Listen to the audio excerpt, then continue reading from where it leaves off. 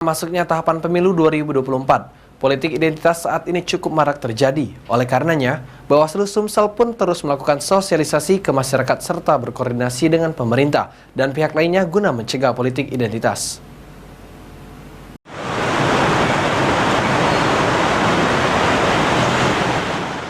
Politik identitas saat ini menjadi suatu hal yang harus diwaspadai oleh semua pihak. Di tengah masuknya tahapan pemilu 2024, Bawaslu sebagai lembaga yang melakukan pengawasan dalam pemilu saat ini mulai berupaya agar politik identitas tidak menyebar ke masyarakat.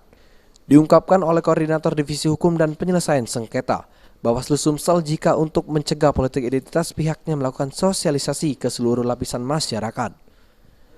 Selain itu, Samsul Alwi pun mengungkapkan pihaknya berkoordinasi dengan pemerintah, aparat keamanan dan KPU agar politik identitas tidak terjadi di Sumatera Selatan. Sejauh ini ancaman politik identitas ini sendiri ialah soal isu SARA sehingga dapat memecah belah masyarakat. Memang SARA ya, isu SARA kalau di Sumatera Selatan ini. Jadi ya soal kesukuan ini kan sebenarnya fitrah manusia. Bahwa manusia itu memang terlahir dari berbagai suku dan agama, kemudian identitas lainnya. Jadi itu tidak boleh dimanfaatkan untuk kepentingan politik. Samsul Alwi pun berharap agar parpol yang akan bertarung pada pemilu 2024 mendatang tidak memecah belah masyarakat dengan isu-isu yang berkaitan dengan politik identitas. Firman Hidayat, PAL TV.